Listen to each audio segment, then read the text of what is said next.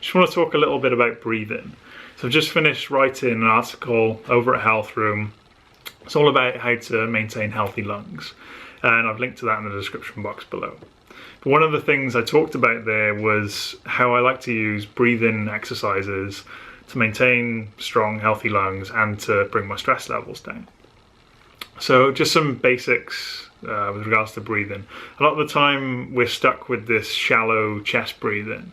So it's a part of our natural stress response. So if we were faced with some sort of stressful situation like a predator or a wild animal attacking us, we're sort of ready to deal with that. We can fight or flight. It's activating our sympathetic part of our nervous system. But what happens a lot in the modern world is stresses all around us, and we get chronically stressed, and we're kind of stuck in that state of shallow chest breathing. And that means that a lot of the time we're not taking in as much oxygen as we could be, and we're not expelling as much carbon dioxide as we could. And it's kind of a self-perpetuating mechanism where we're stressed out, so we breathe shallowly, and then this shallow breathing kind of makes us feel more stressed. So it's kind of a vicious circle. So one thing that we can do is try to be more conscious and try and breathe deeply.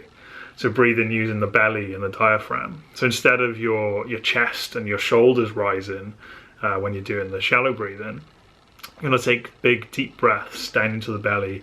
So your belly and the outer side of your rib cage should be moving instead.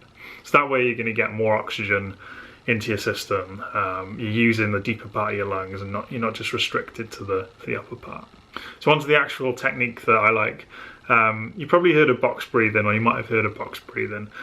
It's quite a popular technique used to sort of bring stress levels down, bring you towards that more parasympathetic rest and digest state. And some people use it to improve sleep quality, and it's also used in the military as well. I think it's used by the Navy SEALs. So basically it involves breathing in for a count of 4, holding for a count of 4, breathing out for a count of 4, and then holding again for a count of 4. And you can repeat this for as many rounds as you like. Usually 2 to 5 minutes is enough to get that desired effect. And the exact numbers, whether it's a 4 count, that can vary. It might be a 5 count or a 6 count, but generally the numbers are the same. So it's a 4 inhale, 4. They're the same for each portion of the box, if you know what I mean. So I do like using the box breathing, but I also like doing modified box breathing. So basically you extend the amount of time that you spend exhaling and on the pause after the exhale. So instead of 4, 4, 4 and 4, it might be 4, 4 and then 8 and 8. Or you can even extend it a bit further. You might do 8, 8 and then 16, 16, and just keep going to give your lungs a really good workout. So as well as taxing your lung strength a little bit more, extending that exhale encourages you even more towards that parasympathetic rest and digest state, and it can bring your stress levels down even more, at least I feel. So I perform this most mornings after meditation or stretching.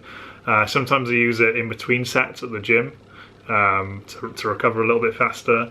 I use it after training to down-regulate and bring myself back to a bit more of a relaxed state.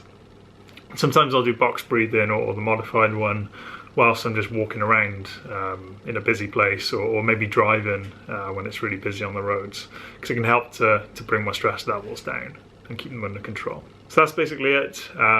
If you want to check out that article on improving your lung health, that's in the description box below. Maybe just give it a try and let me know how it goes in the comments section.